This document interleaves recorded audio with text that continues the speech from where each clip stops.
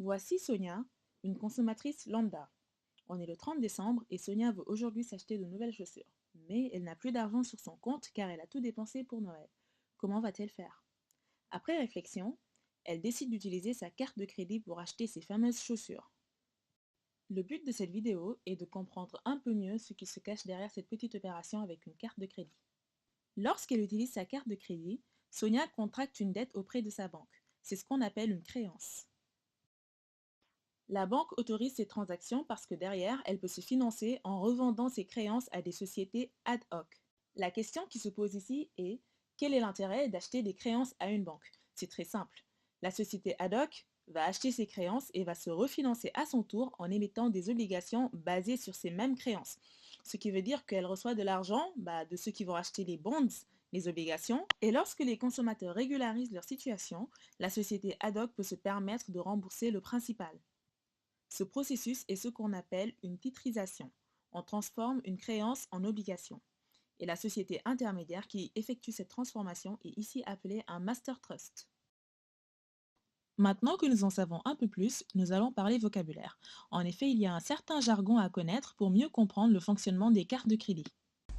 Le premier terme est le Trust Payment Rate. Il s'agit du capital et des intérêts mensuels pondérés exprimés en pourcentage de l'encours remboursé par la base de compte de l'émetteur de carte de crédit. Il faut également savoir que la plupart des émetteurs de cartes de crédit proposent une gamme de plans de taux d'intérêt basés sur une sorte de modèle de tarification fondé sur les risques. Il s'agit donc du terme Interest Rate and Fees.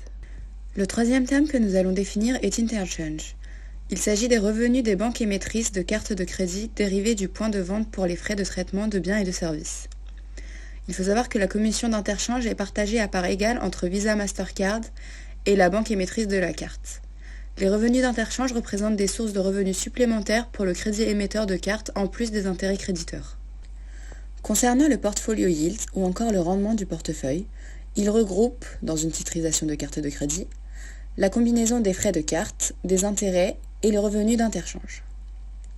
Il faut savoir que certains émetteurs déduisent les charges, donc charge-off, du rendement du portefeuille, tandis que d'autres la déduisent de la propagation excédentaire ou encore excess spread.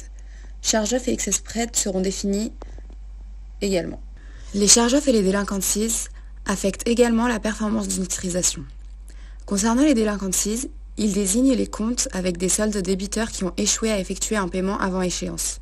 En d'autres termes, il s'agit des retards de paiement. Tandis que les charge-off représentent les pertes qui donc résultent des créances que le réparateur considère irrécupérables. L'excess spread ou encore la propagation excédentaire est le montant que le trust peut livrer au vendeur chaque mois sous condition qu'il ne rencontre aucun trigger qui requiert qu'il reverse les fonds dans un compte de réserve cash.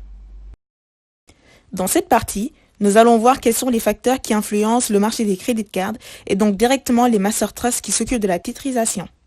Plusieurs facteurs macroéconomiques affectent les credit cards ABS, dont les banqueroutes à titre personnel, qui représentent 40 à 50% des pertes, et la croissance du crédit renouvelable qui impacte directement les pertes sur une base de 18 à 24 mois de lag.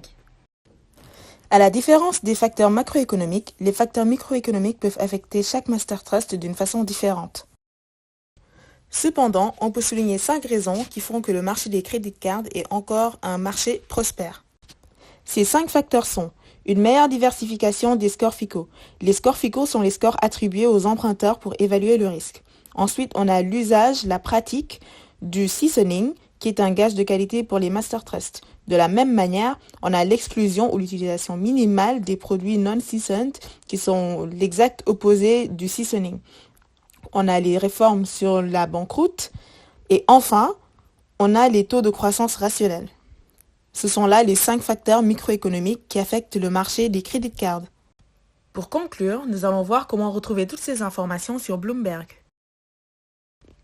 Pour retrouver cet écran dans Bloomberg, on peut taper ABS dans la barre de recherche pour Asset Backed Securities. Ensuite, dans les types, on choisit Credit Card et on a une liste d'obligations basée sur les Credit Cards.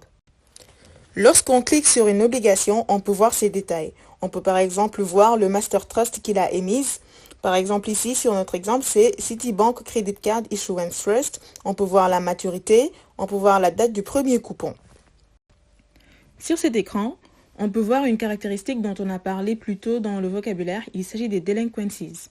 Ce graphe représente tout simplement l'évolution des delinquencies au cours de la vie d'une obligation.